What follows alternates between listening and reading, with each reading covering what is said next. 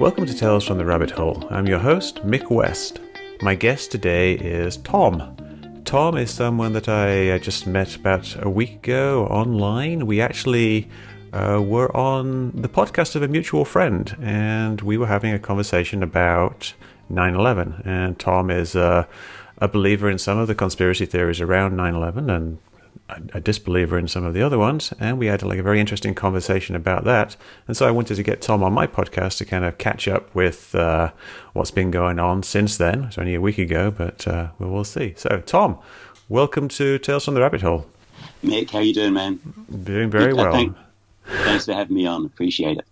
No, it's I'm very glad to have you on, because it was a very interesting conversation we had last week around 9/11. Maybe we could kind of do like a little kind of recap of what we talked about. I mean, you talked about initially like kind of how you came to believe in that 9/11 was an inside job, essentially.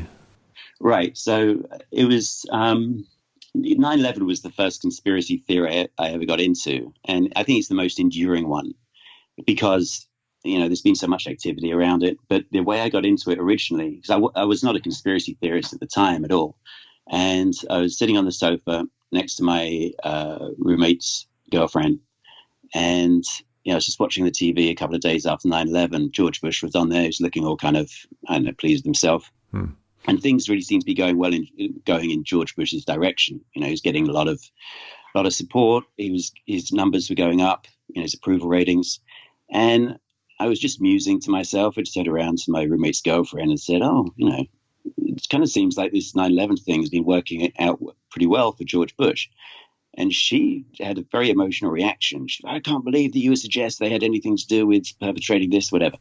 So she kind of accused me of being a conspiracy theorist. And really, at that point, I wasn't. But her reaction was really interesting. And I guess maybe I was like a little bit offended by the fact that she shouted at me. But it was an interesting reaction. I remember just going into my room, getting on my computer, and Google was a fairly new thing back then. It was in the early days of the internet, and I just Googled Osama bin Laden and CIA, and I just put that in, and then the rabbit hole just opened in front of me. There was just a million things on there about it. Yeah. So like 2 days after there was stuff about 9/11 conspiracy theories online. I can't remember the exact day. I think it could even have been the day after. It could have been a couple of days later. It might have even been a week later, but it was very soon after. I feel like it was the day after, though. But it was there was a lot of stuff specifically about Osama bin Laden. Yeah.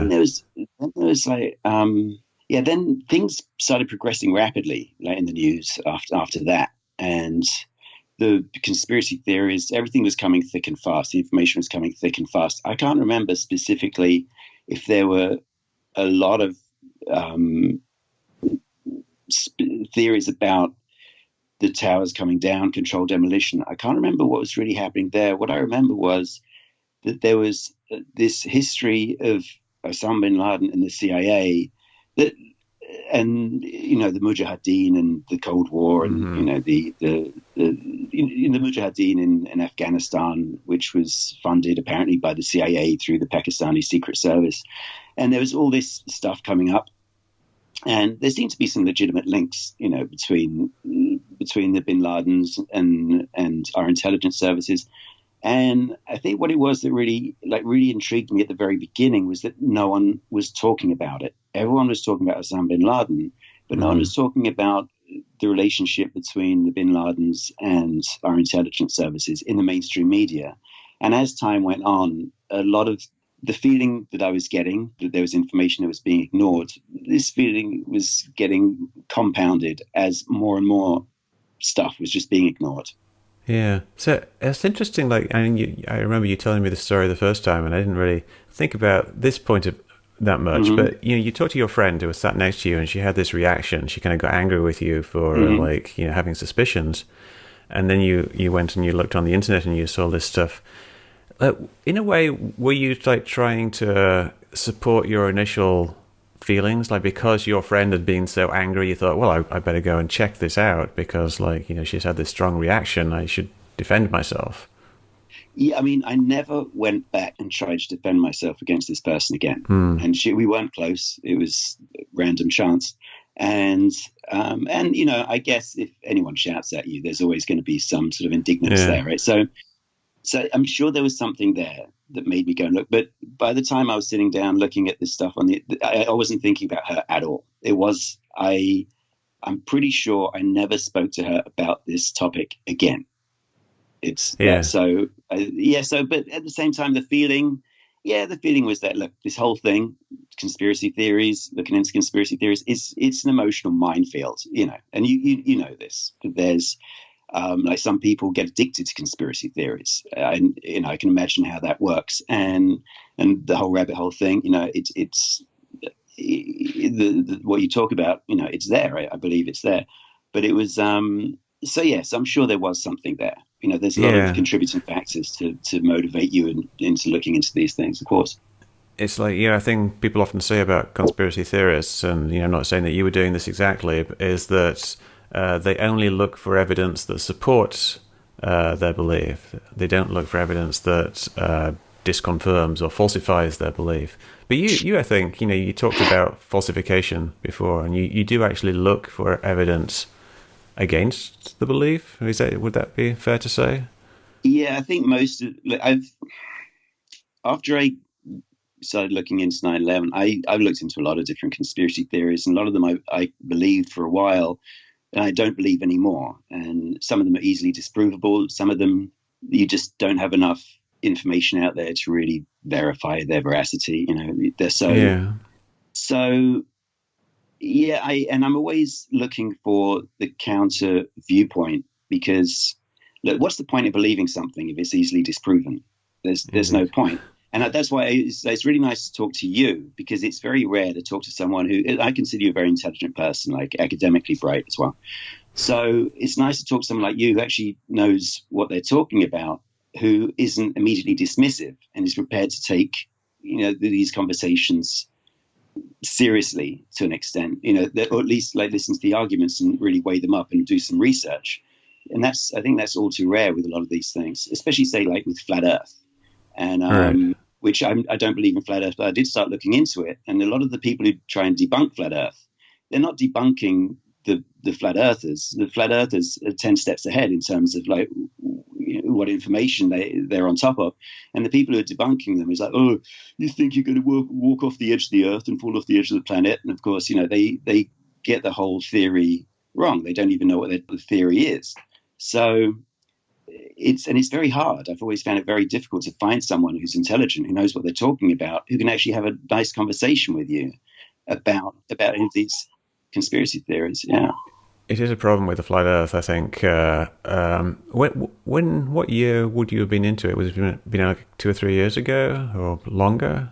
Flat Earth thing. Flat Earth, maybe, yeah. Yeah, I think maybe it was 3 or 4 years ago. I spent a month. I listened to a video where Eric Dubay was being interviewed, and he has his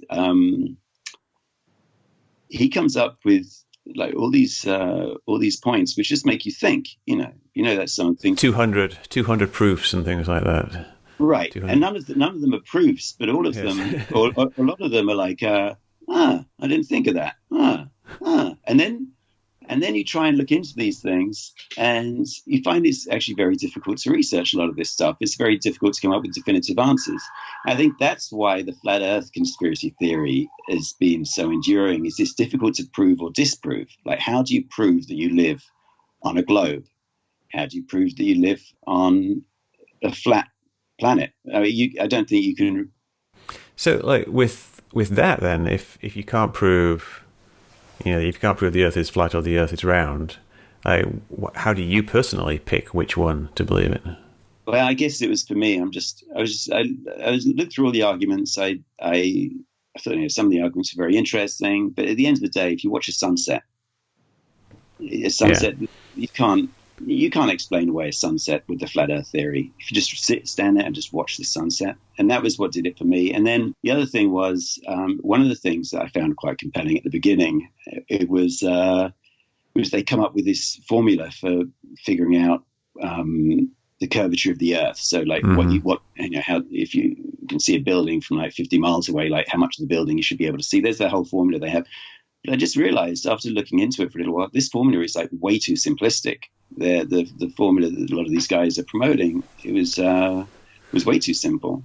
And so I'm like, okay, that was a lie. And so listen, and I can't say that I know anything one way or the other. I think that's one of the points I was making in our conversation before. Look, I'm not saying that I know for sure that 9/11 was a controlled demolition or an inside job. I don't know these things. I think, and I think my main complaint with the whole thing is that the conversation has never been taken seriously, and the people on the side of the controlled demolition, or the people who believe that 9/11 was an inside job or whatever, they have some really good points, and they have some good points that haven't been properly discussed. And the NIST, the National Institute for Science and Technology, who did the WTC7 report, they were funded with $16 million. They didn't apply the scientific method fully, and they left us with a lot of questions. And then all the questions on the conspiracy theory side, if you like, have been completely dismissed. People have just been called crazy, and life has just gone on as though nothing happened. But there's a lot of people who I think have all the best intentions who would love to get to the truth of this. Yeah, we talked about this quite a bit. Like you feel that NIST didn't follow the scientific method because they didn't do an experiment to replicate the collapse of World Trade Center 7. Yeah, like replication or falsification is important. Right. Like releasing your data is important. You were saying that we should pay attention to a scientific consensus, and that should be a persuasive thing. It should certainly be a factor, I think, because if lots of scientists agree with something and only a very small number of scientists disagree with it, then generally, most of the time for most things, then the consensus is the correct. Now, of course, science changes all the time. Like at some point, all the scientists believed one thing and they were all essentially wrong, and then someone comes along and says, "Hey, this bacteria causes ulcers," and they're all like, "Yeah, that's nonsense." And then he does an experiment and demonstrates it, and then science changes. You have these paradigm shifts, but these are very, very rare, and they also come along with replicable evidence. So, having a small number of scientists like disagree with something, sure, maybe they are right, but if they don't really have the evidence to back it up, then in the absence of that, I'm going to go with the consensus. Right, but what we have here is, listen, maybe there's a consensus of scientists. I don't know if there is a consensus of scientists that believe that WTC7 came down due to fire. I don't know if there's been a proper study, and even if there was, like a proper survey, Yeah, I know. Yeah, like a consensus to me, like a consensus that shouldn't even be a term, a scientific consensus, because this consensus isn't scientific. It's by its very nature, it's pseudoscience. And there are, as you say, there's many instances of scientists getting things wrong. And then when something is kind of politicized like this, I think the dangers of scientists just like hiding behind a safe opinion is very high. Let's talk about the consensus thing a bit. Like I participated in a study. I don't know if we talked about this before. It was about chemtrails. Right. And we wanted to get like some kind of what is the scientific consensus about chemtrails. So it was some other scientists who initiated this study, and these were people who were doing geoengineering research, and they were a bit fed up with people like claiming that they were destroying the world when they weren't actually doing anything at all yet. Right. And so they said like, well, let's get some scientific consensus on what these trails in the sky actually are. So we got together like 4 pictures of trails that the chemtrail people thought were suspicious, and we got a bunch of chemical tests that they said were suspicious.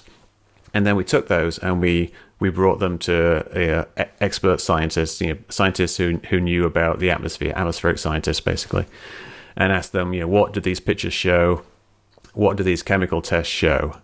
And the consensus that we got from these scientists, there's about 70 odd scientists, I think, that we managed to get to talk on the record, was that these were pictures of contrails, and that the chemical test didn't show anything out of the ordinary, even though the chemtrail people said they did.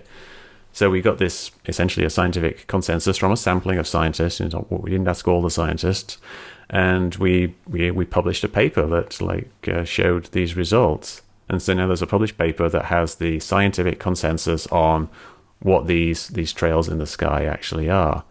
Now, if we could do something similar, this is actually something I've thought of trying to do. If we could do something similar with, let's say, structural engineers, and say we got a true random sampling of, say, 100 structural engineers, and we ask them, do you think that this was a controlled demolition? And we present, the evidence from architects and engineers from 9/11 Truth.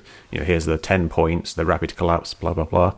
Right. And we show this to 100 engineers, and say 98 of those 100 engineers said, this is just a fire-driven collapse. It's not a controlled demolition. And final answer. And there's a couple who said they're not sure, or maybe there's one who says he thinks it's controlled demolition. If you had that degree of like 95% plus of the surveyed structural engineers, would that have any influence at all on your thinking on the subject? I think just a bunch of people saying yes or no, probably not. But if they're willing to talk about it and discuss their ideas, and that, I think that's always going to be an interesting conversation. I'm always open to new viewpoints, but if a viewpoint is yes or no, it doesn't really do much for me. And as far as like proving something scientifically, we asked 100 scientists. No, that doesn't prove anything scientifically. In fact, nothing can really, in my mind, nothing can really prove anything either way. But the best thing we have is the scientific method. And I think, right, this day and age, it seems that people talk about, science. If you believe this, you're scientific, and if you believe this, you're anti-scientific, and you're anti-science. And I'm like, no, science isn't a set of dogma. That's religion. You're getting confused with religion. Science is a process. Science is a process of like proving, questioning, trying to falsify, repeating. It's the scientific method. And I think I thought we were all agreed on this, that the scientific method is how you show things. And I get what you're saying. It's like, it's the innocent question, but it does bother me how, as a society, we seem to be drifting from the idea of the scientific method. And isn't that what science is? I mean, I'm saying this, I'm asking you this because you're more of a science-based person than I am. So that's really my question to you. Well, I wasn't really like thinking about asking scientists there. I was thinking about asking structural engineers, like experts in the field. The principle's the same, though. But in terms of just trying to find a consensus among experts, rather than trying to apply the scientific method, I mean, you see a huge disparity between those two things, surely. Well, suppose your car was making a funny noise and you took it to 100 different mechanics, and 99 of them says that that's your fan belt. Are you going to then demand that they all do scientific experiments to show that dodgy fan belts make this noise? So do you have an ultimate point here? Are you trying to say that the consensus is more effective than? No, I'm not saying it's more effective. I'm saying that it's something that is a valuable part of your consideration. Like if you're trying to decide whether you think there's strong evidence that 9/11 was an inside job, if you think you're trying to figure out if there's some reason for actually suspecting that this is true, and you're trying to assign some probability as to whether it's true or not, then if you've got 100 engineers who are telling you that in their professional opinion, they've looked at the evidence and they think that it's this, isn't that going to be something that would actually influence your thinking? Or do you basically say it doesn't matter what any expert says, it doesn't matter if 1,000 experts all said the same thing, unless you can show me a model of the building collapsing, I'm going to say these experts might be all wrong? Well, I think I'm going to say what I said before is if the experts have something to say, then I'm always definitely interested in listening to what people have to say about it.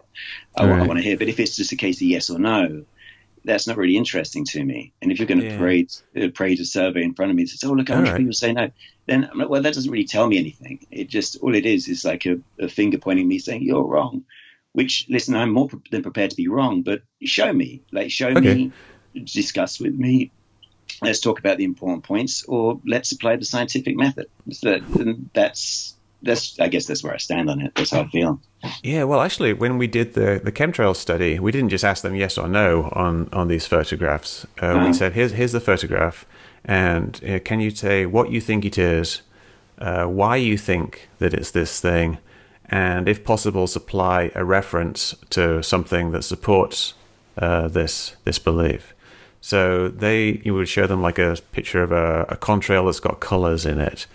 And then they will say, I think this is an aerodynamic contrail, and the colors are caused by diffraction interference effects. And then some of them will explain like how this actually occurs. And some of them actually gave like references to papers that showed similar things happening. So it wasn't just a yes or no. It was actually, they actually had to give it some thought, and they had to actually justify their beliefs. Now, if I could get like the engineers to say, the buildings fell rapidly, can you explain briefly why they fell so rapidly and why it wouldn't require explosives? And they gave like a short, 2-paragraph explanation, like saying, column buckling, floor stripping, or whatever like that. Would that be a useful thing? Yeah, I think that could be very useful. I'm always open to hearing stuff like that. I want to hear stuff like that. I want to hear what people have to say. And I think one of the points I was making in our previous conversation was from a persuasion viewpoint, the people who try to uphold the official story of what happened, the official narrative, are way behind the conspiracy theorists. So I was watching Richard Gage from Architects and Engineers for 9/11 Truth, and he was doing a talk. It was 1 hour. It was an hour where I guess he just put his whole presentation, put all his best information forward. And at the beginning, he took a little survey among the people. I guess there were about 200 people there, and maybe half of them were either believed the official story or were kind of unsure, like it could go either way. And then at the end, he got everyone to put his hands up again. And I think there were about 25 people who were unsure, and one person who believed, still believed the official story, because it was a very, very persuasive hour of information. And, I'd love to see something like that from the other side. Yeah. And then the best that you have on your side, if we're going to talk about sides, I'm on one side and you're on the other side. If we're going to talk about sides, then your side, you had $16 million spent on this report. You have a computer model, which I'm sure costs a lot of money to do, that doesn't show the collapse. The most important part, you have data that hasn't been released, and then there's zero discussion afterwards. And there was quite a few anomalies on that day. There are a few things that, while they don't necessarily prove a conspiracy, they are worthy of discussion.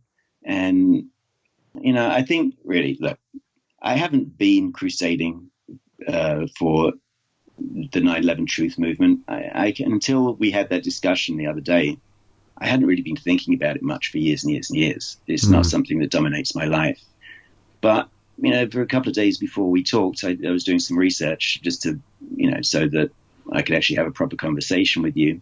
And it did jog my memory. And I was like, yeah, there are a lot of questions here. And still, after all these years, after 18 years, we still haven't had answers to a lot of these questions. And no matter what you say about conspiracy theorists, like whether or not these people are right or wrong, I think these questions are still legitimate. And that's why I really wanted to talk to you. And I had a really good time talking to you. It's really fun to meet you. Thanks. But that's why I wanted to talk to you is because there are all these questions. There's a lot of stuff that is unresolved. And I think from your point of view, from your side, if you have the information, if you can disprove the conspiracy theories, please, like, bring it to an end. Put us out of our misery. but we're still waiting. We're still waiting. I'm trying. So right. So like you talk about the two sides, like, and we're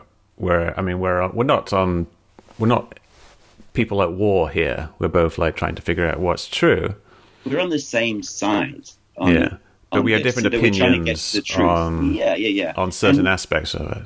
Yeah, we're both trying to get to the truth. We're joined force on that. But it's more fun to have a discussion if one person takes one side and one person takes another. That's the more interesting dynamic. It is. It depends what you want to do. Do you just want to have fun, or do you want to figure out what's true? It's I'm trying to. I like to have fun, but right. I wouldn't try to just take a side just because it's fun to argue a certain position. Otherwise, I'd be trying out arguing the 9/11 side. just for fun. I think my point is, if it was if I was on the same side as you, no one would really want to listen to this podcast, and you should really be talking to somebody else. You should find somebody else. That's true. So, but yeah, I have talked to 9/11 debunkers as well, people who are 9/11 believers, and you get interesting conversations on both sides. But it's mostly about the fact that there is a conflict is what the issue is. Well, I guess maybe I'm speaking more personally because I love getting into discussions and debates with people, but in a friendly way. And sometimes I learn a lot more than I'm able to impart. So it's I think friendly discussions, especially if you're trying to get to the truth, it's a healthy thing. And for me, it is a fun thing. It is fun for me. Yeah. So when you you did your research recently before you did this other podcast, and you spent a few days looking at things. Now, and you said you saw this one talk by Richard Gage, right? And they said, oh, there's a bunch of good points. Now, do you feel like you became a bit kind of more convinced of the 9/11 as an inside job, controlled demolition viewpoint after your research? So you did this 3 days of research. Do you think you were more convinced of it after than you were beforehand? I mean, that's a really good question. And I mean, in a way, maybe I was, but I wasn't, not in the way that I used to be. Once upon a time, I was very convinced of myself. Now, after realizing I've been wrong about so many things over the years, I've very little trust in any viewpoint. So I'm always looking to prove or disprove any viewpoint, and I'm always open to new information, and I want new information. But I think what I became more convinced of was that these questions are legitimate questions and they're not being addressed. All right. Did you find the experience different, in terms of what you actually found on the internet? Because I know YouTube have changed their algorithms, so there seems less conspiracy stuff on there now. Like when you were searching, do you think it seemed more balanced than it was before, or more skewed in the other direction? Yeah, years ago, YouTube was a conspiracy theorist's delight, and now it's hard to find conspiracy theory stuff. It's the first few things you see are definitely not conspiracy theories. I feel like a lot of stuff has been purged or suppressed on YouTube. I'm not saying that as a conspiracy theorist. It's it's the way they want to run their site. That's fine, but it's it was probably harder to find stuff. So how did you find the Richard Gage talk that you watched? Actually, that wasn't that hard to find. I mean, because I remembered his name, Architects. So if you type in Richard Gage, it actually comes up. But I'm not saying that everything's super suppressed. You can still find a lot of stuff. But before, I felt there was just a lot more stuff, and probably a lot of it was rubbish as well. Maybe YouTube had just got rid of a lot of the dross. Yeah, I think, but definitely when you search now, you don't get the conspiracy stuff at the top, which you used to. You get CNN articles and things like that. So it's changed. Yeah. I was wondering if you could possibly cast yourself back to 2001, if you had searched online and there had been this kind of downplaying of conspiracy material back then. Do you think you might not have fallen down that rabbit hole? I don't know. I mean, it's impossible to say now. I think back then I was quite motivated to do some good digging. Yeah. So, do you believe in other conspiracy theories that are more extreme than the 9/11 controlled demolition conspiracy theory? I say chemtrails. No, chemtrails. Chemtrails I was looked into a little bit, but then maybe I believed it for a minute, but then I couldn't really find anything to confirm those beliefs. So I don't even think about chemtrails. I don't even know what the discussion is, where the discussion is at right now. I don't think I have any real extreme viewpoints. Even like 9/11, like I said, I'm not a crusader for it. I just think there are some questions that need to be answered. I'm more, I definitely believe that there's something up with the mainstream media. Mm-hmm. I think the whole deep state thing that's becoming a story now. I think there's something going on there. I think there's some controlling forces behind everything. Like, I think that's a strong possibility, but I can't know any of these things, and I don't really know what my beliefs are. But definitely there's some things that are wrong. I look at the history of U.S. foreign policy, and ever since 9/11, we had Afghanistan, we had Iraq, Libya, even some of the things happening in Syria, and none of this is controversial. But what always bothered me with Iraq and Afghanistan as well, and Libya as well, was the way that the mainstream media was so complicit in everything that we're doing, and where's the voices that are questioning these things? The media does seem to get things wrong on a regular basis. They don't really seem to be on our side when it comes to war, and the media has really helped our government make some bad decisions. Yeah, So, things like that bother me more than conspiracy theories. You talked a lot about the weapons of mass destruction thing in our previous talk, where they made up evidence about weapons of mass destruction, and they went into Iraq. And you said that you thought that the big problem then, like you just said, was that the media wasn't talking about it. And so, you said that lots of people around you thought that there probably wasn't weapons of mass destruction, but the media was all just basically repeating the government line. Mm-hmm. So my question to you about that is, and I remember this quite distinctly. I remember talking to people about it. I was actually taking flying lessons around that time, which is I think 2003-ish. Mm-hmm. Yeah, and that was 2003. Yeah, I was taking flying lessons, and I remember talking to my flying instructor, who was a very conservative guy, supporter of the government.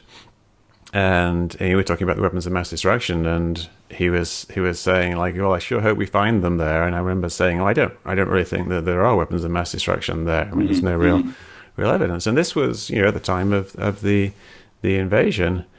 So how did I arrive at the knowledge that there were all these questions about this? And how did you arrive at that? And how did all your friends arrive at that? And how did even my flight instructor be aware of all these questions about WMDs if the media was so overwhelmingly in support of the government? I know, right? I asked myself that as well. How did I know? I'm not a genius. How did I know that we didn't? How are there 500,000 people marching in New York against the Iraq War? How are all those people there marching against war? And then the government is still, no, they definitely got weapons of mass destruction. Oh, we got to go to war. And how were we right and they were wrong? But you're saying the media is supporting the government, and there must have been some the mainstream media. Well, yeah. Okay, so there was one. Do you know? So MSNBC had this show on called Donahue, and it was Donahue was back. It was his comeback show. And it was one of the highest rated shows. I think often it was the highest rated show, and from week to week, depending, right? So, and it was the only show that that had an anti-war viewpoint. He wouldn't talk about the war every time, but he would often have people on who would speak out against the Iraq War. This was in the run-up to the war, and then all of a sudden the show got canned, and then it was in the underground, left-wingy kind of media, which I used to read a lot of at the time. There was an article about how, there were plenty of articles about how, this one guy who was the anti-war guy had been canned from MSNBC, and it was the highest rated show and whatnot. And then a couple of years later, there was this leaked memo came out from some board meeting at MSNBC saying, we got to get rid of this show because we don't want to be the only network carrying an anti-war show and everyone else is waving the flag for war. And I remember my roommate at the time used to watch a lot of cable TV. So I ended up watching a lot of cable TV myself because you'd just come home and sit down and be talking whatever the TV would be on the whole time. So this was the only show that we could find that was an anti-war show. And New York Times was very pro-war. And if anything should be anti-war, it should be the New York Times, right? I think there was some study done, and I don't know the veracity of the study, but it was apparently 90% of the coverage in New York Times is pro-war. Do you remember the Judith Miller thing? Do you remember the whole thing with Judith Miller? She was like, I will not release my sources, and all Oh this stuff yeah, was like pro war. And in the end, her source was Dick Cheney's assistant or something. It was like some crazy thing where the New York Times really went to bat for this Judith Miller, and it like to protect their source. In the end, the yeah. source was was the government, and it was just, if you just remember the time, and I was rabidly anti-war. I was rabidly anti-war, and you Yeah, just couldn't find any support in the media. So, but you keep and saying but you're also saying that all your friends were like anti-war as well, and well, I say yeah, the few people that I would talk to about it, and I wasn't talking to everyone about the war, but yeah, like there was among my circle, yeah, definitely people were. Yeah, I mean, it's interesting that you're trying to say that the media must have been anti-war I in think there order must have to. been enough, not so much anti-war, but like giving you the facts of like that there are these opposing voices, and like you remember Hans Blick, the nuclear weapons UN weapons inspector, inspector, yeah. yeah, from the UN. There was loads of stories about Hans Blick back then. He was a guy who kept saying that we should be going into Iraq and investigating it, and he doesn't think there's no evidence of nuclear weapons there, and there never was. So there's all this stuff about him, and he was very critical of the war, as I remember. But the 100%, yeah. media was reporting on that. Yeah, do you mind if we just do a real time fact check? I was going to just search for like the Donahue show and see what it says on the internet now about why it was cancelled. Mm-hmm. Yep. So just summarize our research that we did over the last 2 minutes, because I'm probably going to edit this down. Donahue had two shows, one in the 90s that got cancelled for low ratings because it wasn't as popular as the more tabloid-style shows. He was doing more hard news type stuff. And then in 2002, he had a comeback, which had initially like good ratings, then it went down, and they cancelled it. But it actually did very, very well in the last month. I think probably after they announced the cancellation, and it did better than Chris Matthews and Joe Scarborough's show. And there is a mention of this memo that Donahue had to be fired because he would be, quote, a difficult public face for NBC in a time of war. But the reference to that doesn't seem to exist anymore, even on the Wayback Machine. And you remember the New York Times made a public apology for supporting the war in Iraq? I don't remember. It's entirely possible though, because they were unquestioning in their belief of what the government was spoon feeding them about the WMDs. So it certainly wouldn't surprise me. Okay, so this is from the Guardian. I don't have the date, but the Guardian says the New York Times today issued an extraordinary mea culpa over its coverage of Iraq, admitting it had been misled about the presence of weapons of mass destruction by sources including the controversial Iraqi leader Ahmad Chalabi. In a note to readers published today under the headline The Times and Iraq, the editors of the newspaper said they had found a number of instances of coverage that was not as rigorous as it should have been. So I think there was a lot of hand-wringing after the fact. I think that's not in the realms of conspiracy theory, right? That's researchable. Yeah, sure. But I mean, I think you're still kind of suggesting a kind of conspiracy there, that there was a conspiracy in the media to downplay it deliberately. But then how does this apology then tie into that? Why are they apologizing? Well, by the time the Iraq war is started, it's too late, isn't it? I mean, they've done their job now. I mean, I'm not saying necessarily that was the case, but that's the optics. But so you think that the apology that they're giving now is also part of what they've been directed to do by their corporate masters? No. That would be whether they got it right whether they got things wrong by design or by mistake. You're still going to issue an apology because you're just trying to claw back your credibility. Okay, so my point really is this: Nick, is like after the weapons of mass destruction fiasco, the media, and to a large extent the government and our intelligence services, lost a lot of credibility with me. Right. I'm unwilling to take anything at face value anymore. And I think a lot of people feel the same way. And we take things at face value because it's the easy thing to do. And people do it all the time. But a lot of people, I remind them, "Oh, you remember the whole weapons of mass destruction thing?" And people are like, "Oh yeah," and Yeah. people know what I'm talking about. It was a dark time for the press. Yeah, no, and I remember that time quite distinctly. But, like I said, I do remember there being opposing voices as well. But obviously, if the New York Times is apologizing now, then they're doing it because their coverage at the time really wasn't very good Well, at I all. think this apology, I was reading from The Guardian, I didn't have a date, I apologize, but this is from a long time ago, I'm sure. This is from Yeah. probably 2005 or something. No, it's very interesting that they did that.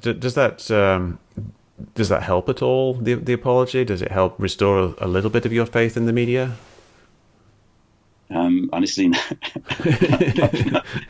no, not really. I mean, okay, so I tell you another thing. Tell me what you think of this, actually. I was interested. I wanted to ask you this. The whole thing with Russia collusion. Remember the whole Yeah. Russia collusion thing? We had this, Oh, yeah. I don't know how long the investigation is, 2 years, 3 years.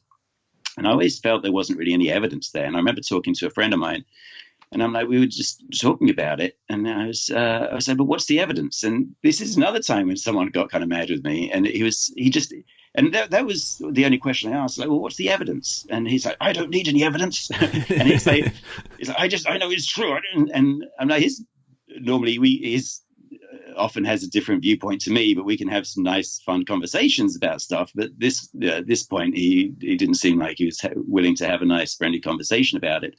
So I just let it go. But I generally shy away from talking to people about all this because Trump is such an emotive figure, or it inspires such amazing emotions. But I always felt there wasn't anything there, and I was waiting to hear the evidence. But at the same time, the press, seemingly without any evidence, it seems to fuel this whole thing. And then when the investigation happens, and at the end, there's like, oh yeah, we couldn't find anything. I'm like, well, I mean, I kind of thought that was going to happen to begin with. And again, the media is proven to me that they're not really trying to get to the truth. I feel like they're just trying to sell papers or trying to get viewers. Well, there was two things in that investigation. There was the collusion. Was there any collusion between the Trump campaign and the Russians? And then there was did the Russians interfere in the election? Now, would you agree that there was evidence that the Russians interfered in the election, even if there wasn't actionable evidence that the Trump campaign was connected to that? Well, if I'm right, the evidence that the Russians interfered with the election is some click farm that was posting rage bait articles. There was some anti-Trump stuff, there's some anti-Clinton stuff, and it seemed like they were trying to sow discord. And they spent a couple of $100,000, and I think that was the extent of what we know. And it wasn't, and I think the ties to the Kremlin or ties to the government are assumed. But whatever it was, and I might have my facts a little bit wrong, but whatever it was seemed pretty low key. It didn't seem like anything crazy. But there was, I think really the big thing was Russia collusion. Whether or not Russia did anything to interfere with our elections is one thing, and of course, it's important, should be looked at. But I think the thing that people really had to be under their bonnets about was Donald Trump colluding with Russia, with the Russian government, or with Putin to win the election, which I always felt there was no evidence for. And I mean.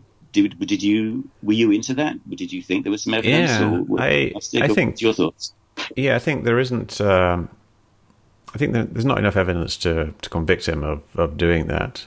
But I think near the Mueller report, there was a lot of connections. There's a lot of stuff that could be argued to be circumstantial. The conclusion wasn't that Trump is absolutely innocent. The conclusion was that there isn't enough evidence to support any kind of prosecution. What was the biggest piece of evidence for you that made you think that there might be something there? I think there was things like the meeting in Trump Tower, where they had a meeting where there was a person from the Russian side who had some dirt on Hillary Clinton that they were trying to sell, and then later Trump Jr. said, "Oh, this meeting was just about adoption" or something like that. And then it came out later that there was a lot more people there, and that the meeting was actually about the Russian people trying to give this intelligence or sell this intelligence or whatever to the Trump campaign, or try to give this dirt, but maybe there wasn't anything there. But it seemed like the Trump campaign was trying to get dirt from this person on Hillary Clinton. But wasn't there that a case of like this? Someone was repeatedly emailing Donald Trump Jr. saying, like, let's have this meeting. We've got some information from, the Russians have dug out some information, Hillary Clinton. We want to tell you this information. And then finally Donald Trump's like, yeah, it sounds great. And then they turn up to this meeting and there's no information, right? That's what happened, right? Yeah, that's what he says. But that still indicates that he wanted to get information from the Russians on people who were Russian. It doesn't mean it was the Russian government, but that was the thing that kind of it seemed clear to me that there was some kind of that they would do it if the Russian government said, here's some information, we've hacked into the DNC servers and we've got this stuff and we're going to leak it. Is that okay with you? There's things like, what's his name? Stone.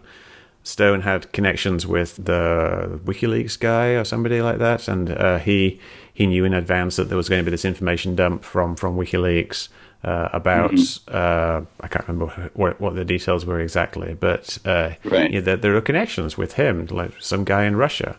So the thing's going on. Stone's in jail now. He's in prison now for lying about it. He's in prison for a process crime, right? You mean a process crime? You mean that lying to investigators? Yeah, it wasn't for anything that he did before the FBI started interviewing him. He's like, that's fine. It's just because he said, I guess he contradicted himself to the FBI, whoever was questioning him, and they're like, aha, you lied to us, therefore we'll be sending you to prison. Is that what happened with him? I believe it's something like that, but why was he lying? If you're lying to investigators, that kind of implies that you're covering up stuff like that. There was other things as well, like the cyber attacks on the Democrats, which were organized by the GRU. They were actually sending these phishing emails to people. The DNC trying to get their passwords so they can log in, and these are actual hacking attempts that were done by what intelligence services say was Russian intelligence was doing these things. Is that all we have? That actually, we're getting into this whole sideline about talking about the Russia collusion thing. I guess my point is, and maybe we disagree on it. I'm like, the information we had was not worthy of a 2 or 3 year investigation, and it swallowed up a lot of media time and a lot of energy, and it left us not one tiny bit better at the end than we were at the beginning. We didn't get anywhere with that. Well, we got a lot of people in jail for actual crimes. We got a bunch of Russian nationals who are charged with crimes. We got a lot more information about what the Russians actually did in terms of hacking attempts and doing all these targeted ads on Facebook trying to influence the election. So I think we got a lot of stuff out of it. If you read the Mueller report, there's lots of interesting information in there. You can read the Wikipedia article on Russian interference in the 2016 United States elections. Very interesting, and lots of well-referenced things from the investigation. So I wouldn't say you got nothing out of it. Just because Trump comes off, Trump didn't get indicted on that. It doesn't mean that the investigation itself didn't uncover a bunch of useful and actionable items. But I think we like I say, we're getting into the weeds of things here, and I think we are a little. It's interesting. Just I'm thinking about it as we're talking. Why do I believe what I believe, and why do you believe what you believe? I think we both obviously have our biases. You asked me, what I thought of the investigation, and I was thinking back to it, and I don't remember that many of the details of it. So I had to go and look on the Wikipedia page and see what I could remember. And I think a lot of people kind of accept things, including me, just accept things without reading them in detail. I haven't read the entire Mueller report, from end to end. I read like little bits of it, and I haven't really looked into all this evidence. But I guess I do accept a certain viewpoint without fully investigating it. And I think this is a problem probably on both sides, is that if you challenge me on something, I can't always back it up straight away. And I think, listen, that's true for everybody. I think we all do that to some extent or another. I think maybe you probably do it a lot less than most people, but it's just the way we're built. It's the way things are, and we live in this world now with so much information, so much conflicting information. And then, have you ever heard of that idea that we're like this? All Americans are looking at the TV and we're watching two different movies. We're watching two different movies play out. And yeah, say like someone takes the anti-Trump viewpoint, someone takes a pro-Trump viewpoint. Not only are you on different sides of the argument, you're actually watching two different movies play out. You're watching the same things on the screen, but you're experiencing these things in completely different ways. Yeah. So when I'm talking about the Russia collusion, I'm like, oh, it's a hoax. Oh, what a mess. It's like these people, it's just like lies, conjecture, innuendo. But you're saying, oh no, there's some serious things here. There's, and this, I'm not going to discount what you say because I respect you. I respect your intellect. You're a smart person. You probably can make some good points. At the same time, it's the way I feel about the whole Russia collusion thing. I'm like, this was a massive waste of time. I could have predicted the ending for you, with relative confidence in my prediction coming true, and I would have been right. But it's we're watching, it's completely two different experiences. But we're watching a lot of the same stuff. Yeah. So it's a weird time, and I think now I'm less into looking into conspiracy theories because politics is such a crazy place, and I don't have time to look into conspiracy theories like the news and the differing viewpoints. That's more than enough to fill up that part of my brain, And I think the funny thing is, I think a lot of people who support Trump are former conspiracy theorists. I think that's a common thing. And I think you'll find that. And I think you'll find a lot of conspiracy theorists you talk to probably are either Trump supporters or at least sympathetic towards Trump. Yeah. No, you see that the whole QAnon thing is a conspiracy theory amongst Trump supporters, essentially, which is an interesting thing. Is that still big? Do people still pay attention to that? I think it's kind of fading away because nothing came true, but it's still popular because it's such an enticing thing. But I want to get back to what you were saying about the two movies. I thought that was a fascinating point, and I think it's great that you brought it up, and I think it's something that people really need to be aware of, that when somebody else is watching something, they have a completely different perception. And this kind of was hit home for me recently. I watched a documentary called The Brainwashing of My Dad. And in this documentary, it's about this woman whose father has been kind of brainwashed by listening to conservative talk radio, and he becomes like a Rush Limbaugh ditto head, and very conservative, hating the liberals, hating immigration and welfare and things like that. And so this is what the whole movie is about: this brainwashing by the conservative media, and then the mother, the woman, the daughter, actually manages to kind of like bring him back to her side, her point of view, the more liberal point of view, by switching his radio over to NPR occasionally, and so he gets a bit of that, or leaving a copy of The Economist on his bedside table or something. I don't know exactly what she did, and so she kind of wins him back. And so I kind of recommended this movie because I thought it was very interesting. That's interesting. But I have a conservative friend who said she thought that the brainwashing aspect was all about the woman brainwashing her father to be a liberal. So it's kind of like one man's brainwashed is another man's woke.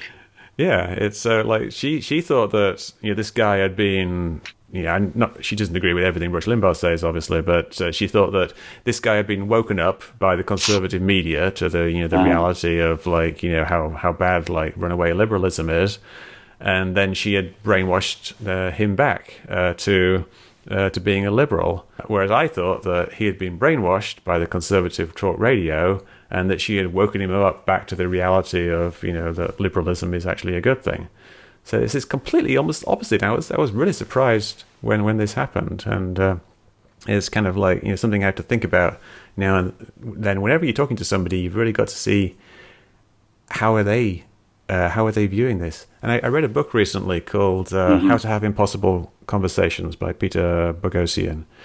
And he talks about this and how people from different worlds, like say religious or non-religious or conservative or liberal, often attach very different meanings to words like morality and justice and things like that. So if you talk about something being, the right thing to do, people might have a very different idea of what that is. Is it a pragmatic right thing to do, or is it a noble, justice-based right thing to do? Or is it based on principles? Is it based on what gives a certain desired outcome? So you really have to be aware of what the other person's use of language is, and I think often people are talking at completely cross purposes because of that. And 100%, that definitely happens. And what happens is like people end up in their own echo chambers, and the Rush Limbaugh and NPR, it's like two totally different things. Never the twain shall meet, and yet really it's in between, in the middle, like having these conversations is the best hope we have of getting to the truth. So just because someone's like believes a lot of what Rush Limbaugh says doesn't mean they're incapable of having a proper conversation. A lot of people are capable of changing their minds or explaining their viewpoints. And I think like a lot of conservative viewpoints are very interesting and can be very helpful. And same with a lot of liberal viewpoints too. And, I think what you're doing is trying to have conversations and trying to open up like discussions and maybe even debate, but just having nice, polite conversations and showing that people with different viewpoints are able to have friendly discussions. That's an important thing. I think that's kind of what's been missing, because if you listen to Fox and if you listen to MSNBC, you're getting two completely different. Everyone's looking at the same thing, but we're getting two completely different stories. There's got to be some room for polite discussion and trying to explore these ideas and try and figure out where the truth really lies. Because I don't trust Fox, I don't trust MSNBC, I don't trust any of these people. You can't. I mean, and at the end of the day, that's the problem, is there's no one that you can trust. You can't trust NPR. You can't trust anybody, because everybody makes mistakes. Everybody has a viewpoint. Confirmation bias exists with everybody. We're all prone to it. And the worst thing is, with this horrible divide that we have in the country right now, is the discussions aren't happening. People aren't talking as much as they should be. And if they are, it often tends to be angry. If you go on Facebook, you can see these conversations play out. And we don't need to be that way. We can just chill out. We can relax a little bit and have some friendly conversations. And I don't think everything's going to heal overnight, but bit by bit, with people like you doing what you're doing, I think there's more and more people who want to have rational conversations, who want to have friendly discussions with people they disagree with. Gradually, maybe things can heal. But right now, the country's in such a state, like politically, that it's almost disturbing, really. Yeah.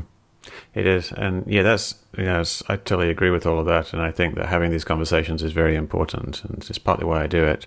And I think that there's going to be more of this going forward, because people are realizing that this division in the country is very harmful and heading in a harmful direction, and that we need to talk to each other. Even if we greatly disagree with each other, we need to actually have the conversation so we can, at the very least, understand each other, and then try to move forward. Even if we disagree, we at least understand each other, and we can do something constructive rather than destructive. Yeah, 100%. So, well, that's a very good place to kind of close things out on. Is there anything else you wanted to touch on before we finish up? No, but if you ever want to chat again, Mick, always down. I enjoy talking with you. Yeah, no, that's definitely we can do another one on 9/11. We can do World Trade Center, Building 7 specific, or we can do more broader topics.